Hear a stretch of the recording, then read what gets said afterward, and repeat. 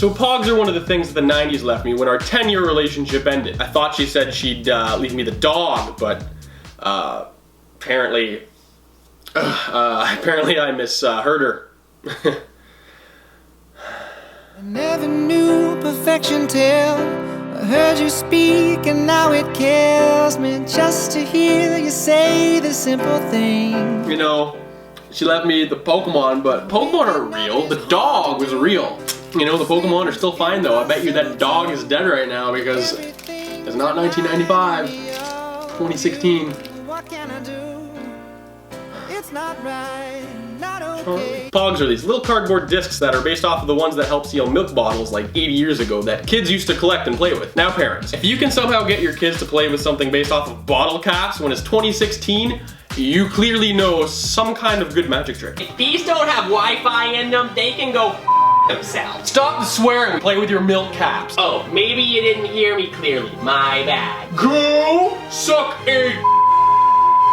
So in 1991, in Hawaii, there's this teacher named Blossom Galbiso. She showed her students an old game she used to play with milk caps when she was a kid. The kids actually liked it, and it just took off from there. And the name POG was the brand name on the bottle caps that she let her students play with. It's a juice made of passion fruit, orange, and guava. POG! Huh.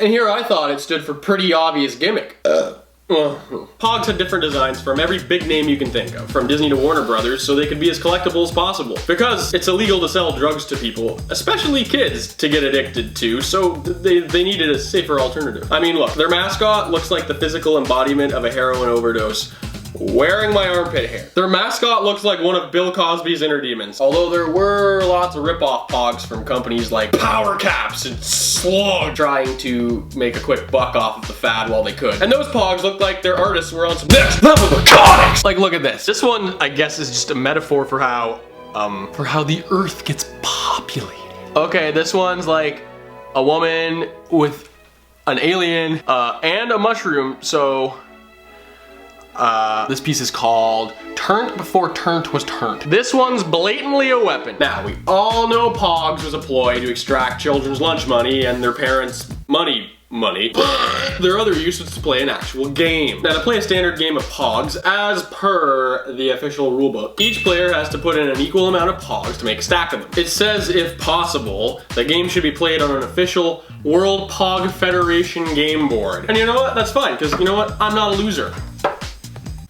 I'm a big loser. To see who goes first, you either flip a POG or play rock, paper, scissors. The first player slams their kini at the stack. You know what? It really doesn't matter if you have a small kini.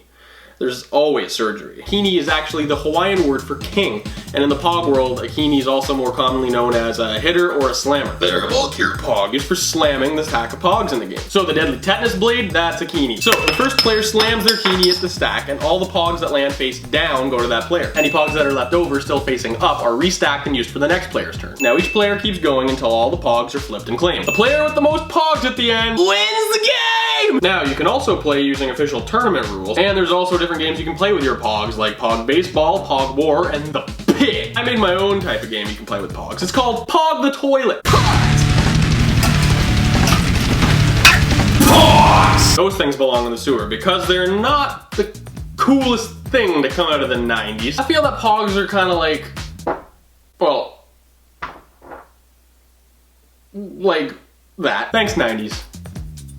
I hope you're taking care of Charlie. Never knew perfection till. One thing that's actually still kind of cool about POGs though is that the American Army's merchandise supplier, or the Army and Air Force Exchange Service, gave troops in Afghanistan POGs as a currency so they could buy things from their stores around the world in 2001. This was done as a way to lower the weight of shipping coin currency overseas. That's awesome. But POGs, may you live your retirement well on the shelves and in attics of 90s kids everywhere. Because now we have fads like Amiibo to fill the void in our hearts that you couldn't. Oh, and while you're in the attic, could you say hi to your cousin Crazy Bones for me?